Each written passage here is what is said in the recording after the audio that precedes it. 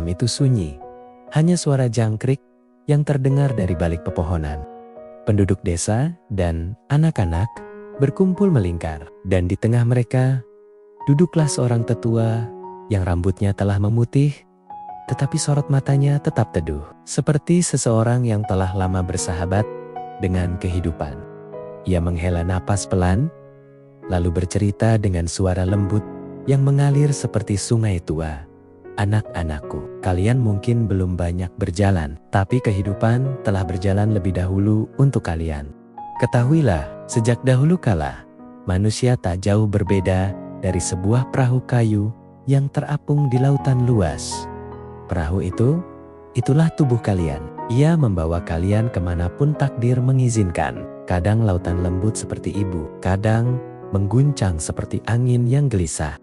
Namun, satu hal pasti, perahu itu tak akan bergerak tanpa nahkoda. Nahkoda itu adalah jiwa kalian. Jiwa yang ingin melangkah, ingin meraih, ingin menemukan tempat di dunia. Jiwa yang kadang berani, kadang takut, kadang bingung, tetapi tetap ingin berjalan. Namun, betapapun kuatnya seorang nahkoda, ia tak pernah boleh berjalan tanpa petunjuk. Di tangannya, Tuhan menitipkan sebuah kompas kecil. Kompas itu tidak berbicara, tidak memaksa, tidak menuntut, tapi jarumnya selalu menunjuk arah paling benar. Kompas itu adalah hati kalian. Ketika kalian melakukan hal yang benar, hati terasa tenang, seolah berkata lembut, "Teruslah berjalan, nak, kau di jalan yang benar." Namun, bila kalian memaksakan diri pada jalan yang tak jelas, dada kalian mulai sempit. Kompas itu bergetar, seolah berbisik, "Berhentilah sebentar, jalan ini berbahaya." Ingatlah, getaran kecil itu adalah tanda kasih sayang Tuhan. Dan ketahuilah pula, tidak semua perjalanan perahu datang dari kekuatan kalian. Kadang, ketika jiwa lelah dan tangan kehilangan arah, datanglah angin halus dari langit yang menyentuh layar perahu kalian. Angin itu adalah ruh, hembusan lembut dari Allah. Ia tidak terlihat, tidak bisa kalian genggam, tapi sering datang tepat saat hati kalian paling jujur. Ia tidak memaksa, namun bila kalian mengizinkan, ia akan mendorong perahu kalian menuju tempat yang lebih baik.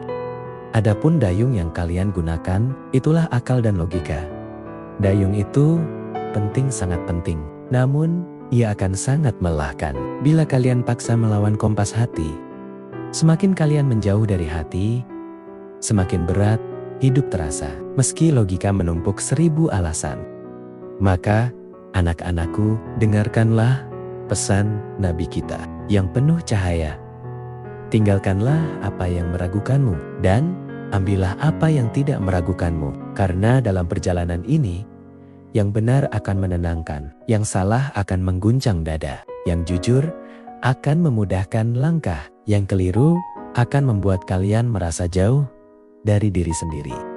Dan percayalah, setiap perahu akhirnya akan tiba pada tempatnya. Bukan karena ia paling kuat, bukan karena ia paling cepat, tetapi karena ia setia mengikuti kompas yang Allah tanamkan dalam dirinya sejak ia lahir. Tetua itu berhenti berbicara. Api unggun memantulkan cahaya lembut ke wajah-wajah muda yang mendengarkan, mata mereka berbinar, seolah kata-kata itu masuk ke dalam hati kecil mereka. Dalam diam itu, tetua berkata pelan, "Jaga tubuhmu dengan jiwa yang tenang. Jaga jiwamu dengan hati yang suci. Jaga hatimu dari dikuasai akal. Jaga akalmu dengan hati nurani. Dan jaga ruhmu agar tetap bersih dari debu dunia. Karena kalianlah penerus desa ini dan penerus kehidupan." Malam itu, setiap anak pulang dengan langkah pelan, membawa hikmah yang akan mereka simpan, seperti cahaya kecil di dalam dada mereka, untuk waktu yang sangat lama. Kebajikan adalah apa yang menenangkan jiwa, dan dosa adalah apa yang membuat hatimu gelisah.